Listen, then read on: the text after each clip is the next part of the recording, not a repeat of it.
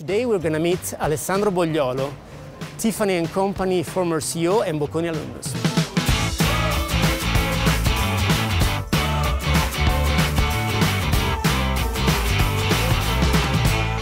Hi Alessandro, thank you for visiting Bocconi. Thank you, Gianmario. It's a pleasure to be here. So Alessandro, you're a classic global CEO of the fashion and luxury business. You have led companies like Bulgari, Sephora, Diesel, and more recently Tiffany.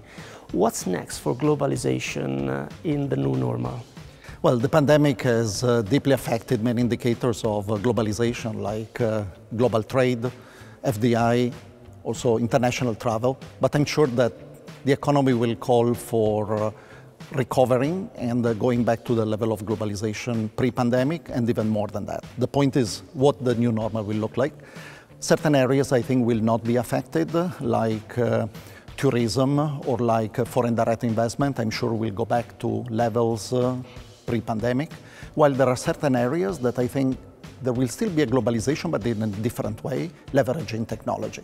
For example, for a lot of offshoring manufacturing, I'm sure will be repatriated to Western countries, leveraging, for example, 3D printing or artificial intelligence, or also, for example, business travel. We all learn how to leverage technology, and I'm sure that there will be more than now, but less probably than before. Luxury and fashion sectors are those particularly hit by the pandemic. What do you see as a further development of them?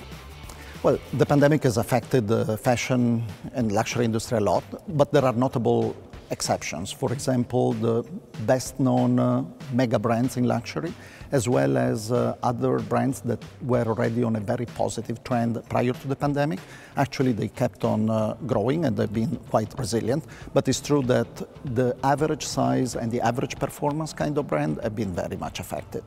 But looking forward, I think it's very clear the next steps that successful brands will take.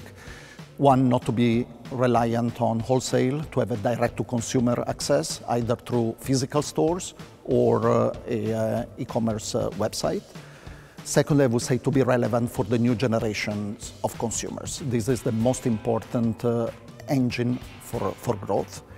And thirdly, to have a leadership position in the Chinese market. China is the largest market for luxury goods in the last few years and the foreseeable future, so to have an important position there is crucial. Your most recent accomplishment has been an impressive turnaround at Tiffany that was based, among the other things, on digitization. Can you describe it in a few words?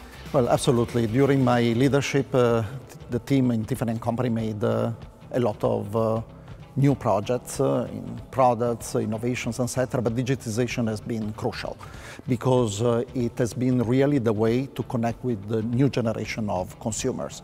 And this has happened through a switch in media from more traditional media to digital media, in developing marketing assets conceived as digital first, and also in integrating the physical with the digital. For example, in the network, enabling sales professionals to interact with consumers through digital platforms, or even for consumers that are browsing on the website to be able to have a personal connection through either a chat or even a video chat that has been a quite innovative tools when we launched it. So all this has been really important in order to foster growth. Alessandro, I cannot help but asking a question on the acquisition of Tiffany by LVMH. There are still many brands in Italy that are playing solo versus being part of a group. What are the pros and cons? Well, if you look at the largest luxury brands in the world, they in majority belong to luxury groups. And I think there is a symbiotic relationship there because on one side, it's mega brands that allowed luxury groups to flourish and to be established. But on the other side, it's also true that luxury groups are very successful in further developing mega brands. Unfortunately, there is none of these mega brands or luxury groups that have Italian shareholdings, but I'm optimistic that maybe one day one will be established.